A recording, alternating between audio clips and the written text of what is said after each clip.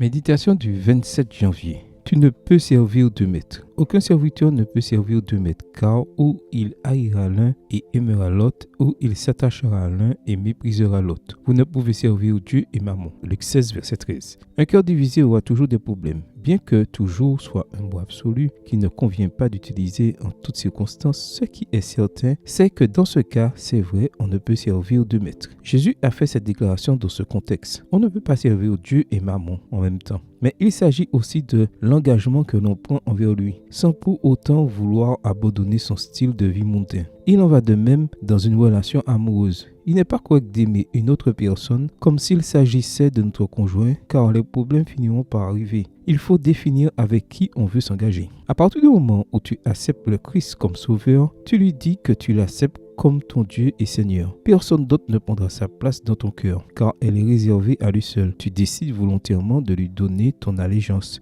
ce que tu es et ce que tu as. Tout lui appartient parce que tu as décidé qu'il serait ton roi. Dieu attend de chacun qu'il agisse en fonction de cette décision. Il n'a forcé personne à l'accepter comme Dieu. Il n'a pas forcé ta volonté selon son bon vouloir. Mais il n'est pas correct de lui dire que tu l'acceptes, alors que tu continues à vivre comme s'il n'en était rien. Le livre de l'Apocalypse définit ce type de comportement comme tiède, ni chaud ni froid. Une attitude accommodante. Tu es avec lui quand cela t'arrange, quand tu as besoin de lui. Mais une fois le besoin satisfait, tu reprends ton style de vie habituel, selon tes goûts et tes addictions. Et pour le rechercher à nouveau quand tu auras une fois de plus besoin de lui. Le Seigneur dit, je te vomirai de ma bouche. Apocalypse 3, verset 16, version du second. Car tu n'as ni engagement, ni parole. Finalement, ce n'est pas Dieu qui est trompé, mais l'être humain qui dit servir Dieu et qui essaie de vivre comme s'il était chrétien, tout en aimant vivre comme s'il était du monde. Il vit dans une indécision qui fait de lui ni un vrai chrétien, ni un vrai homme du monde. Il s'agit d'un dédoublement spirituel de la personnalité qui devient dangereux car il en vient à jouer un rôle double pour n'accomplir ni l'un ni l'autre.